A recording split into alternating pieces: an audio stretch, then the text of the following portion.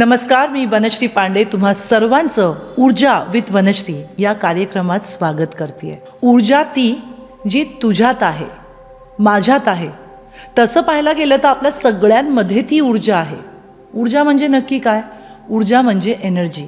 आणि एनर्जी ही प्रत्येक ठिकाणी प्रत्येकात युनिवर्सने देवाने दिलेली आहे. फक्त काय होतं ना, आपण या धकाधकीच्या जीवनामध्ये ती जी ऊर्जा आहे किंवा ती जी एनर्जी आहे ती कुठेतरी आपण त्याला आपण सप्रेस करतो. आणि म्हणूनच मी म्हणते, डोंट सप्रेस, प्लीज एक्सप्रेस. कारण जितकं तुम्ही एक्सप्रेस करता तितक्या तुमच्या आतमध्ये ज्या काही नेगेटिव्ह गोष्टी आहेत त्या बाहेर पडतात आणि नवीन गोष्टी ज्या आहेत किंवा तुमची जी ओरिजिनल स्ट्रेंथ आहे, जी एनर्जी आहे ती तुम्हाला खूप वेगळ्या लेवलला घेऊन जाते. सो ऊर्जाचा बेसिक कॉन्सेप्ट किंवा ऊर्जाची जी बेसिक आयडिया आहे ती तुमच्यापर्यंत वेगवेगळ्या स्पिरिच्युअल मोडॅलिटीजबद्दल छान सोप्या पद्धतीत माहिती मांडणे हा आहे. आणि तुमच्याबरोबर मी आज जे काही शेअर करणार आहे पुढच्या एपिसोड्समध्ये सुद्धा, हे मी स्वतः अनुभवलेले अनुभव आहेत, स्वतः अनुभवलेल्या प्रॅक्टिसेस आहेत, स्वतः अनुभवलेल्या हीलिंग गोष्टी आहेत. ॲक्च्युली मी स्वतःला हील करायला गेले होते, पण ते करत असताना त्या हीलिंग्समधनं मी जे काही शिकले त्याची मांडणी मी माझ्या वेगवेगळ्या डायरीजमध्ये करून ठेवली. आणि प्रत्येक टप्प्यावर जेव्हा मला असं वाटलं की now I can't do, I have to give up, पण त्यातली एखादी हीलिंग मोडॅलिटी माझ्या मदतीला धावून आली. तुमच्यासारखीच मी सुद्धा थोडीशी अविश्वासी होते, माझा विश्वास नव्हता या सगळ्या गोष्टींवर. कारण लहानपणापासून हे शिकवलेलं असं, जे डोळ्यांना दिसतं तो विश्वास आहे, पण आपण विसरून जातो. जो श्वास घेतो तो आपल्याला दिसत नाही तरी तो घेत असतो. आपण विश्वास ठेवून आपल्या हृदयात आपले जे ठोके आहेत हृदयाचे ते आपल्याला दिसत नाहीत, पण आपण तरीसुद्धा विश्वास ठेवतो. आणि डोक्यात येणारे विचार जे दिसत नाहीत पण त्या विचारांवरतीच अख्खी दुनिया चालते, आणि नाकाने घेणारा श्वास तो सुद्धा दिसत नाही. सो या सगळ्या गोष्टीनंतर माझा विश्वास बसला. आणि ऊर्जा या कार्यक्रमातून माझे अनुभव, मी ज्या गोष्टी शिकलेली आहे, मी काही तज्ज्ञ नाही आहे, पण ज्या गोष्टीने मला माझ्या आर्ट सर्जरीजमधनं बाहेर पडण्यासाठी मदत केली आणि आता असंख्य क्लायंट्सना मी त्यातनं बाहेर आणण्यासाठी मदत करते, त्या सगळ्या मोडॅलिटीज मी तुमच्याबरोबर सरळ सोप्या मराठी भाषेमध्ये शेअर करणार आहे. हळूहळू तुमच्या लक्षात येईल की या सगळ्या गोष्टींचा प्रभाव तुमच्यावर पडून तुमचं आयुष्यसुद्धा अगदी मॅजिकलरित्या बदलायला लागलं आहे. So first modality, law of attraction. So friends, ऊर्जामधला पहिला जो भाग आहे तो भाग आहे खूप स्पेशल, लॉ ऑफ अट्रॅक्शन. आपण सगळ्यांनीच लॉ ऑफ अट्रॅक्शनबद्दल ऐकलं, आणि स्पेशली आफ्टर 2020 पॅन्डेमिकनंतर. कारण बहुतांश लोक जे स्पिरिच्युअलिटीकडे वळलेले आहेत किंवा स्पिरिच्युअल नॉलेज जे जास्त लोकांना मिळायला लागलेलं आहे ते पॅन्डेमिकनंतर. त्याचं कारणसुद्धा मी सांगते. कारण आपण इतके वर्ष एका रॅट रेसमध्ये धावत होतो, पण पॅन्डेमिकने प्रत्येकाच्या आयुष्याचं जे चाक होतं ना तिथे थोडंसं पंक्चर केलं होतं. प्रत्येकाला विचार करायला वेळ दिला, प्रवृत्त केलं की तू काय करतेस किंवा तू काय करतोयस. ती शांतता, तो सायलन्स, त्या सायलन्समुळे आपण आपल्याकडे बघून आपल्या मनातले खूप सारे क्वेश्चन्स, की आपण नवीन नवीन बिझनेसेससुद्धा त्यातनं निर्माण झाले आफ्टर 2020. त्यामुळे आय एम सो थँकफुल की 2020 पॅन्डेमिकच्या काळामध्ये बऱ्याच लोकांना स्वतःच्या आतमध्ये जाऊन मी काय आहे किंवा मला काय करायचं आहे याबद्दल शोध घेता आला.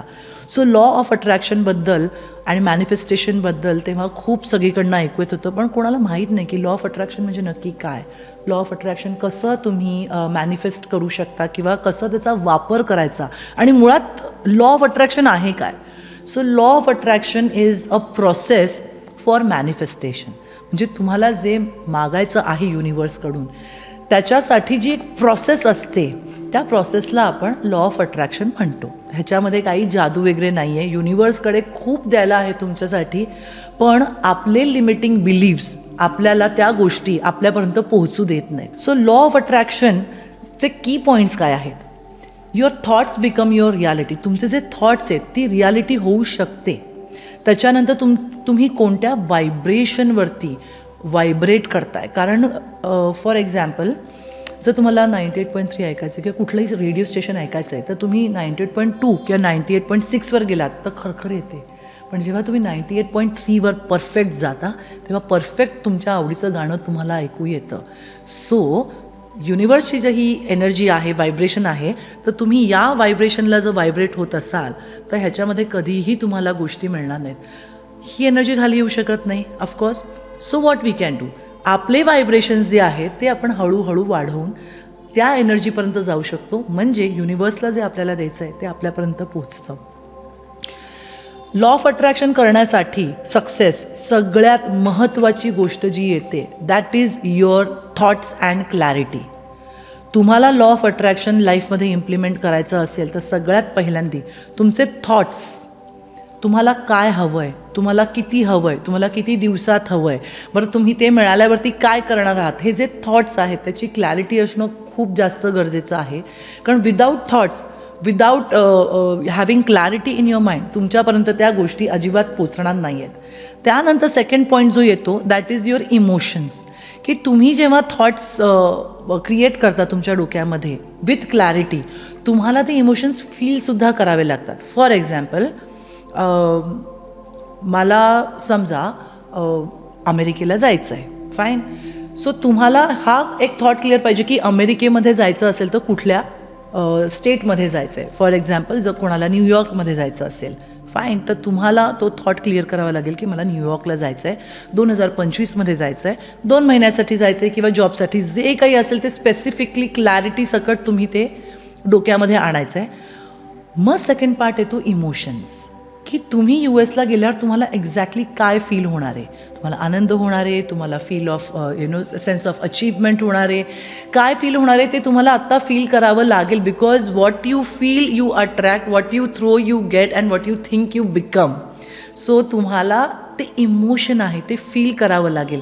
त्यानंतर तुम्हाला त्या व्हायब्रेशन्स आणि फ्रिक्वेन्सीवरती राहावं लागेल. म्हणजे मी असं म्हणत नाही की तुम्ही लगेच इथून लगेच न्यूयॉर्कला जा, पण मे बी इंग्लिश मूवीज तुम्ही जास्त बघायला लागाल, किंवा ऑफकोर्स आता US ला गेल्यावरती जे इंग्लिश आहे त्या ॲक्सेंटची तुम्ही प्रॅक्टिस करायला लागा. As if you staying in New York but you are staying here. म्हणजे you are practising.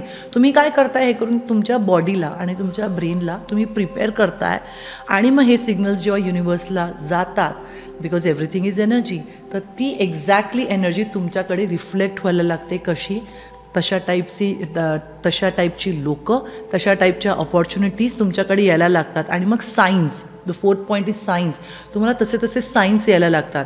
May be एखादा मित्र आहे जो US ला असेल, तो म्हणत अरे तुझी आठवण आली, तू इथे आमच्या कंपनीमध्ये एखादा जॉब ओपनिंग आहे, किंवा मे बी तुम्हाला न्यूयॉर्कच्याच गाड्या म्हणा, बिल्डिंग्स म्हणा, किंवा फिल्म्स, असं काही ना काहीतरी डोळ्यासमोर येत असेल. पण that time you have to register की मला हे युनिवर्सकडनं सायन्स येत आहेत. सी, युनिवर्स किंवा देव ही कॉन्सेप्ट असं कोणी समोर नाही आहेत. तुम्हाला भूक लागली ना तर तुम्हाला जाऊन जेवावं लागेल. तुमचं फेवरेट जेवण तुम्हाला मिळू शकेल, पण ते आता if I like pav bhaji for example, ती पावभाजी माझ्याकडे येणार नाही आहे चलत, वनश्री आय लव्ह यू, तू खाऊन घे मला. No, I have to go.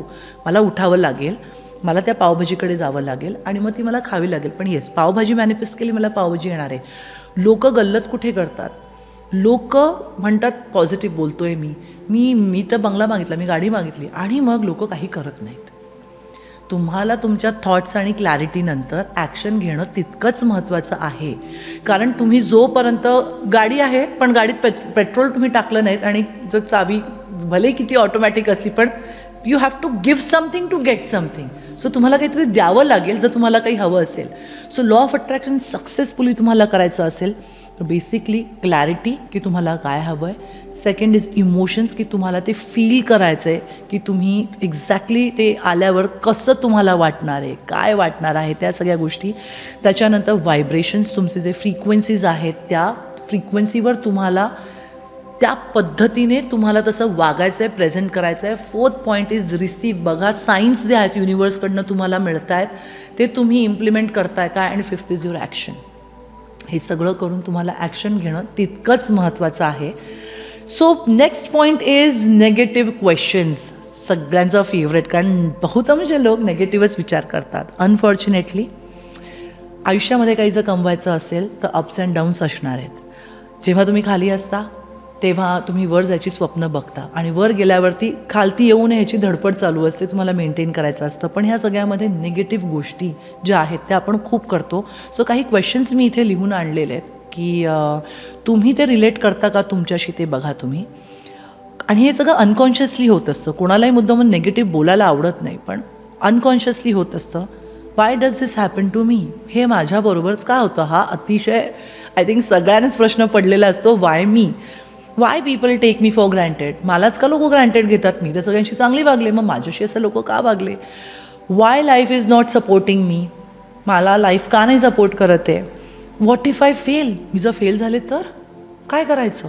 Y am I still struggling in this life, मी का स्ट्रगल करते आहे, मी अजून का सेटल झाले नाही आहे. And what if they say no, त्या लोकांनी नाही म्हटलं तर. हे तुमचे निगेटिव्ह थॉट्स आहेत. आणि हे negative thoughts, I am telling you, trust me, हे कुठून तरी तुमच्या सबकॉन्शियसच्या लिमिटिंग बिलीफपासून येत आहेत. सो बेसिकली हे निगेटिव्ह क्वेश्चन जे असतात हे तुम्ही विचारत असता, बोलत असता, त्यामुळे तुम्हाला रिझल्ट येत नाही. सो मग पॉझिटिव्ह क्वेश्चन्स तुम्ही कसे करू शकता, म्हणजे निगेटिव्ह गोष्टी कशा काढायच्या ते मी सांगेनच, पण पॉझिटिव्ह गोष्टी किंवा सेल्फ टॉक कसं क्वेश्चन्स असायला पाहिजे. सो 5 पॉझिटिव्ह क्वेश्चन जे तुम्ही स्वतःला विचारू शकता ते मी तुमच्यासमोर आता वाचते. What do I love the most in my life, माझ्या लाईफमध्ये सगळ्यात मी कुठल्या गोष्टींवर किंवा माणसांवर प्रेम करते. Second question is I am grateful for what, मी कुठल्या गोष्टीसाठी ग्रेटफुल आहे, की ही गोष्ट माझ्याकडे आहे म्हणून आय एम ग्रेटफुल. सो तो प्रश्न तुम्ही स्वतःला विचारा. How can I be a better person, मी अजून उत्तम व्यक्ती कशी होऊ शकते किंवा अजून काय केल्याने उत्तम व्यक्ती होऊ शकते. चौथा प्रश्न आहे how will I celebrate my life and how will I solve the problem, मी कशा पद्धतीने माझं आयुष्य सेलिब्रेट करू शकते आणि माझ्या आयुष्यात येणारे जे चॅलेंजेस आहेत त्यांच्यावर मी कशी मात करू शकते. आणि what lesson am I learning from this situation, या सिच्युएशनमध्ये, या परिस्थितीमध्ये जे काही माझे लेसन्स आहेत, माझे धडे आहेत, ते मी कसे शिकेन आणि ते शिकून माझं लाईफ मी अजून कसं छान करू शकेन. हे प्रश्न तुम्ही त्या नेगेटिव्हपेक्षा विचारच करायचे आहेत ना तुम्हाला, मग तुम्ही हे करा ना पॉझिटिव्ह. म्हणजे मला असं म्हणणं असतं की मी माझ्या क्लायंट्सनाही सांगते की तुम्हाला विचारच करायचे आहेत ना, कारण ब्रेनला काहीतरी खाद्य लागतं. मग जंक विचार देण्यापेक्षा पॉझिटिव्ह विचार दिल्याने ते रिझल्ट येणार असतील तर वाय नॉट. तुम्ही हे करून बघा आणि मला नक्की कमेंट बॉक्समध्ये लिहून कळवा की तुम्ही हा एक्सरसाइज केला आहे की नाही. आणि तुम्हाला लॉ ऑफ अट्रॅक्शन जर छान सक्सेसफुल करायचं असेल तर first thing, go in silence. Law of emptiness, जेव्हा तुम्ही सायलेन्समध्ये जाता तेव्हा तुमच्याशी नव्याने ओळख होते. तुमच्यातले प्लस आणि तुमच्यातले मायनस काय आहेत हे जेव्हा तुम्ही सेंटर्ड होता, ग्राउंडिंगला येता किंवा एकाग्रता करता किंवा मेडिटेशनमध्ये जाता तेव्हाच त्या गोष्टी, कारण बाहेरच्या वातावरणामध्ये जेव्हा सतत कॉम्पिटिशन आहे, जेलसी आहे, काम आहे, प्रेशर आहे, डेडलाईन्स आहेत, त्याच्यामध्ये तुम्ही स्वतःला हरवून जाता, तुम्ही स्वतःची ओळखच विसरून जाता. पण Wien you apply law of emptiness, that means remove all negative from your life. I know it is very difficult, पण मला असं वाटतं की नथिंग इज इम्पॉसिबल. सो जितक्या गोष्टी निगेटिव्ह आहेत, पेन असेल, हर्ट असेल, कारण ते लो व्हायब्रेशन्स आहेत, मी त्याही गोष्टी तुमच्यासमोर मांडणार आहे की लो व्हायब्रेशन्स काय असतात आणि हाय व्हायब्रेशन्स काय असतात. सो लॉ ऑफ एम्प्टीनेस तुम्ही प्रॅक्टिस करायला सुरुवात करा, जिथे सगळ्या निगेटिव्ह गोष्टी आहेत त्या घालून टाका. त्याच्यानंतर लॉ ऑफ इमॅजिनेशन, जिथे इमॅजिन करा, जेव्हा एखादा शेतकरी बी पेरतो ना तेव्हा त्याच्यानंतर कोंब फुटतं आणि मग त्याचं रूपांतर झाडात आणि फळांमध्ये आणि फुलांमध्ये होतं. तर ॲटलिस्ट इमॅजिन करून, बिलीव्ह करून हा पॉझिटिव्ह विचार जो आहे त्याची बी तुम्ही तुमच्या मेंदूमध्ये पेरा तर त्याचे रिझल्ट उत्तमच येणार आहेत. आणि live in the frequency. Situation कशीही असू दे बाहेर, पण तुम्ही पॉझिटिव्हच राहायला पाहिजेत. आणि पॉझिटिव्ह राहिल्याने तुम्हाला त्याचे बेनिफिट असे येणार आहे की तुमच्या पुढच्या जनरेशनला सुद्धा, जी आपली मुलं आहेत, हे नेहमी बघणार की आपले आईबाबा किंवा आपले बहीण भाऊ हे नेहमी नेगेटिव्ह स्टेटमध्ये सुद्धा पॉझिटिव्ह राहिले. सो ह्याचा बेनिफिट फक्त तुम्हालाच नाही तर तुमच्या नेक्स्ट पिढीलासुद्धा होणार आहे. लॉ ऑफ अट्रॅक्शन फेल व्हायची मुख्य 3 कारणं आहेत, 3 ते 4 कारणं. पहिलं, निगेटिव्ह थिंकिंग. असं काही होतं का, मी इतकं केलं, मला काही झालं नाही. अगेन तुम्ही ते व्हर्बली बोलताय. कुठून येत आहे? तुमच्या सबकॉन्शियसमधनं. तुमच्या सबकॉन्शियसला तुम्ही जर पॉझिटिव्ह बोललात तर डेफिनेटली कॉन्शियसली तुमच्यामध्ये ती व्हायब्रेशन, ती फ्रिक्वेन्सी येईल आणि तुम्ही गोष्टी अट्रॅक्ट करायला लागाल. Lack of clarity. बहुतांश लोकांना काही माहीतच नसतं. मला घर पाहिजे, गाडी पाहिजे, but you have to be clear. कुठली गाडी पाहिजे, मर्सिडीज पाहिजे, कुठल्या कलरची पाहिजे, मग त्याच्यामध्ये बसल्यावर तुम्हाला कसं वाटतं, मग तिथून तुम्ही कुठे जाताय, काय ड्राईव्ह करून कुठल्या रेस्टॉरंटवर जाताय, कसं खाता, हे सगळं तुम्हाला इमॅजिनेशन तुमच्या ब्रेनला द्यावं लागतं. कारण तुमच्या ब्रेनला तुम्ही जे देता तेच ते तुम्हाला रिटर्न देतो. So you have to have clarity. एक क्लॅरिटी असणं गरजेचं आहे, पण ते होत नाही बहुतांशच्या. आणि डाऊट आणि फिअर, लोक डाऊट करतात, लोकांना भीती वाटते, अरे बापरे माझं जर पगार आता 50,000 आहे तर मी 2 लाखाची स्वप्न कशी बघू. पण तुम्हाला एक गोष्ट ते सांगते, हे हा जो थॉट प्रोसेस आहे तो माझासुद्धा होता, मी कसे 2 लाख रुपये मागू. पण युनिवर्सला मला 5 लाख द्यायचे होते, पण माझ्या लिमिटिंग बिलीफमुळे मी 50,000 मागायला सुद्धा लाजत होते. सो माझं रिसिव्हिंग मी स्वतः बंद केलं होतं. कारण लहानपणापासून आईबाबांनी सांगितलेलं असतं, पैशाच्या मागे धावायचं नाही, ह्यांनी पैसे दिले तर घ्यायचे नाहीत, पैसा पैसा करतो, मोठी घरं, लोकं मग वेगवेगळ्या रूममध्ये असतात. हे जे लिमिटिंग बिलीफ जे आहेत त्यामुळे आपण unknowingly, I am saying unknowingly, आपण ते दरवाजे बंद करून टाकतो. त्यामुळे जेव्हा आपल्यामध्ये कर्तृत्व असतं तरीसुद्धा आपल्याला मागायला भीती वाटते. सो फिअर आणि डाऊट आणि इम्पेशन्स, पी हळद आणि हो गोरी असं कधीही समीकरण होत नाही. थोडासा पेशन्स ठेवावा लागतो. बाळसुद्धा 9 महिन्यानंतर जन्माला येतं आणि त्याच्यापुढे 9 महिन्यांनी चालायला लागतं. सो कुठेतरी मला असं वाटतं की negative thinking, lack of clarity, doubt and fear आणि इम्पेशन्स ह्यामुळे तुमचं लॉ ऑफ अट्रॅक्शन फेल होतं. जर तुम्ही लॉ ऑफ अट्रॅक्शन इम्प्लिमेंट करत असाल आणि ते फेल होत असेल तर ही 4 कारणं आहेत, ती तुम्ही चेक करा, ती काढून टाका. तुमचं लॉ ऑफ अट्रॅक्शन बघा अगदी मॅजिकली काम करायला लागेल. आता पॉझिटिव्ह गोष्टी कुठच्या लाईफमध्ये इम्प्लिमेंट करायच्या आहेत या पॉडकास्टनंतर ते सांगते. हॅपीनेस म्हणजे आनंद, लव्ह म्हणजे प्रेम, ग्रॅटिट्यूड म्हणजे आभारी असणे किंवा आभार मानणे, पेशन्स म्हणजे धैर्य आणि क्लॅरिटी. आता क्लॅरिटी म्हणजे तुम्हाला जे काही हवं आहे ते तुमच्या डोक्यात फिक्स पाहिजे. सो या पॉझिटिव्ह गोष्टी तुम्हाला तुमच्या लाईफमध्ये आणायच्या आहेत, अंमलात आणायच्या आहेत आणि यूज करायला लागायच्या आहेत ॲज अ डेली प्रॅक्टिस. कुठल्या निगेटिव्ह गोष्टी सोडायच्या आहेत, सॉरो, दुःख, हेट. जर कोणालाही तुम्ही हेट करत असाल, कोणाहीबद्दल हेट असेल तर प्लीज ती सोडून द्या. कारण समोरची व्यक्ती निघून जाते हो, पण ती हेट, त्याचा त्रास आपल्याला होत राहतो. कोळसा आहे ना, तो आपल्या हातात ठेवला तर आपला हात जळणार आहे. कोळशाला काही नाही, कोळशाचा गुणधर्मच आहे तो. कंप्लेंट, सतत कंप्लेंट करणं, माझं हे नाही, माझं ते नाही, माझं हे होतं आहे, माझं ते होतं आहे, माझंच काही होत नाही, कंप्लेंट करणं प्लीज सोडून द्या. कारण the more what you throw you get. So तुम्ही जितकं कंप्लेंट कराल तितकी कंप्लेंट करणारी सिच्युएशन लोकं तुमच्या लाईफमध्ये येणार आहेत. इम्पेशन्स आणि कन्फ्युजन, या निगेटिव्ह गोष्टी, कन्फ्युजन सोडून द्या. अतिताईपणा करू नका आणि कंप्लेंट करू नका. याचबरोबर मला तुम्हाला काही प्रॅक्टिसेस द्यायच्या आहेत की ग्रॅटिट्यूड कसं प्रॅक्टिस करायचं आहे. रोज सकाळी उठल्यावर तुम्ही डोळे उघडल्यावर पहिली गोष्ट जी मी करते, कराग्रे वसते लक्ष्मी, करमध्ये सरस्वती, करमूले तू गोविंदम, प्रभाते कर दर्शनम. This is how I start my day. तर मी तुम्हालाही सांगेन की ही खूप सुंदर प्रार्थना आहे, ज्याने तुम्हीसुद्धा तुमच्या सकाळची सुरुवात करू शकता. त्यानंतर मी त्या रूममध्ये माझी चादर, माझी उशी, माझे पडदे, कपाट, टी व्ही, मग हॉलमध्ये आलं की मी सगळ्या गोष्टींना थँक्यू म्हणते की आज माझ्याकडे झोपायला इतकं छान घर आहे, माझ्याकडे चादर आहे, उशी आहे. So I am being grateful की मी सकाळपासूनच सगळ्या गोष्टींसाठी ग्रेटफुल असते. मग बाथरूममध्ये गेल्यावर आरसा आहे, त्या आरशासमोर बघून मी स्वतःलाच आय लव्ह यू म्हणते, मिठी मारते. आणि मी लोकांनी माझं कौतुक करावं ह्याची वाट न बघता मीच माझ्याशी अशा पद्धतीने बोलते की माझं स्वतःचं कौतुकही होतं आणि मी स्वतःला एनकरेजही करते. बऱ्याचशा गोष्टी मनासारख्या नाही घडत, पण इथे मला तुम्हाला सांगायला आवडेल, आपल्या मनासारख्या गोष्टी घडोत किंवा न घडोत, आपल्याला यश मिळो किंवा अपयश मिळो, त्यावर आपला आनंद तुम्ही कधीही ठेवू नका. कारण तो ना क्षणिक आहे.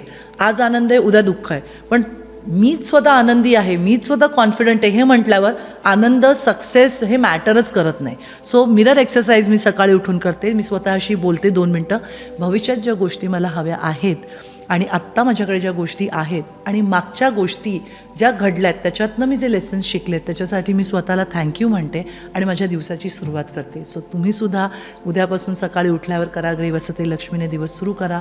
तुमच्या लाईफमधल्या 5 गोष्टी ज्या आहेत त्याच्यासाठी थँकफुल राहा आणि रात्री झोपताना सुद्धा बिकॉज रात्री आपण जेव्हा झोपतो तेव्हा सबकॉन्शियस माइंड सगळ्यात जास्त काम करतो. तर 5 अशा गोष्टी ज्या तुम्हाला फ्युचरमध्ये हव्या आहेत, त्या 5 गोष्टी मे बी तुम्ही इमॅजिनेशन करा किंवा लिहा, पण त्या डोक्यामध्ये विचार तो ठेवून मग तुम्ही झोपा आणि मग बघा हळूहळू तुमच्या लक्षात येईल तुमचं लॉ ऑफ अट्रॅक्शन जे आहे. Because this is a process, this is not a technique, this is a process to attract manifestation. म्हणजे ही प्रोसेस जर तुम्ही फॉलो केलीत परफेक्टली, म्हणजे गुगल मॅप जर तुम्ही परफेक्टली फॉलो केलात तर तुम्ही डेस्टिनेशनवर पोचता, तशीच ही प्रोसेस आहे.